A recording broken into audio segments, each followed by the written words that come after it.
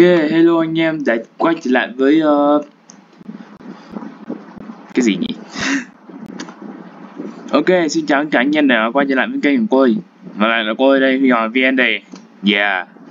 Hôm nay chúng con sẽ chơi một cái con game tên là Getting Over It.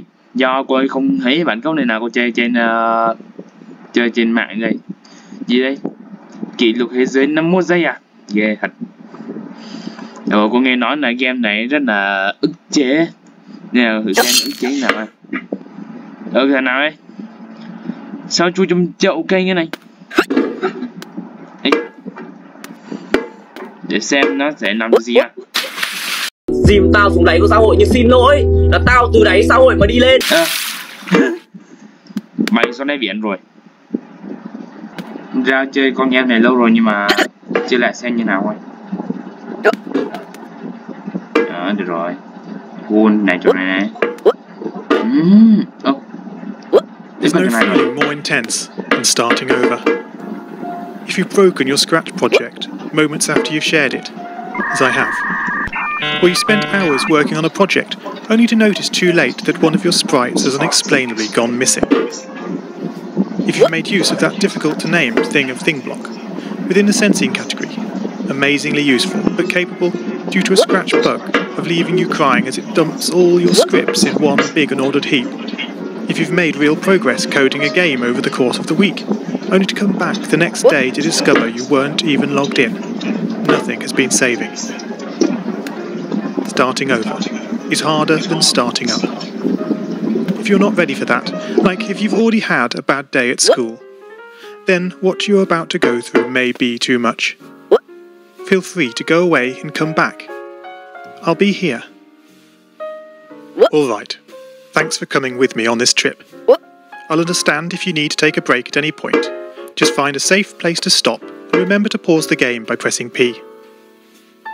On Scratch you can find loads of remixed or reimagined recreations of existing games, and with good reason.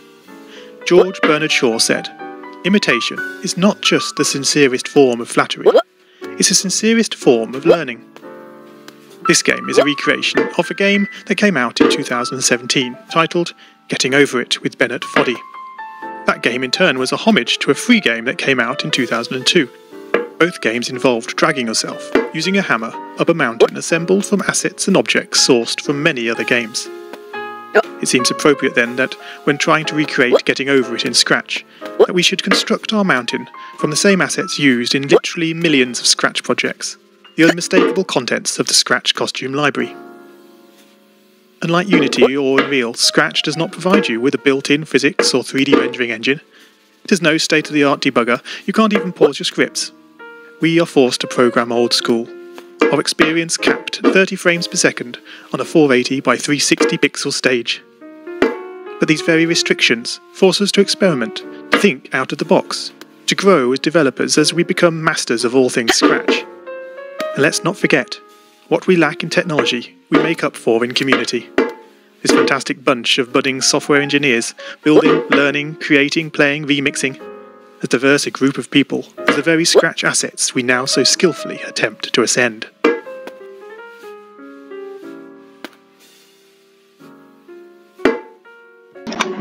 Thôi như ông kia nói cũng đã xong rồi đấy. Giờ chơi rồi. Toàn này lên thì khó nhỉ. Chà, hay lắm. Đúng là con trai qua.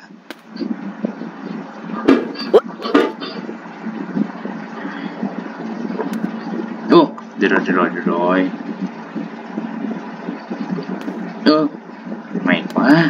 May quá. Vấn đề sao lên trên này. Được rồi. Ngon. Đỉnh hay lắm. The act of climbing, in the digital world or in the real world, has certain essential properties that give the game its flavour. No amount of forward progress is guaranteed. Đoạn này khó nha. Đoạn này khó nè.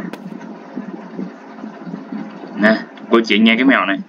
Em để như này, cho người nghe cú xuống. Đeo như này. Đó. Ghê chưa?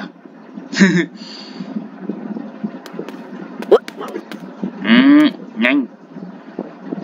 Sao quay lại nhỉ? Không được rồi. Sen rơi xuống rồi.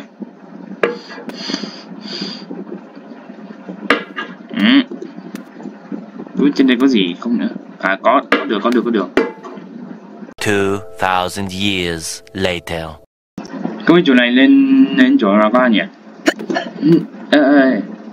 Chỗ này có vẻ hết đường rồi. Có bay qua kia à?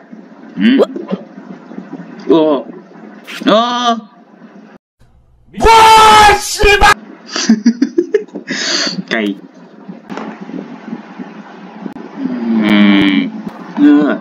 Hay lắm.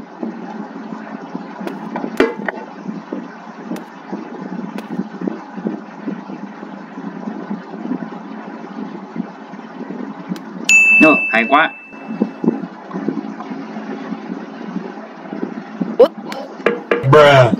Không được rồi.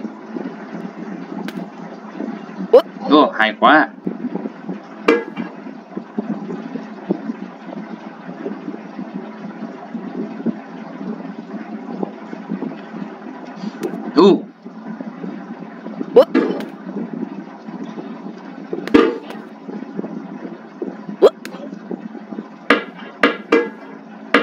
Whoops, oh dear.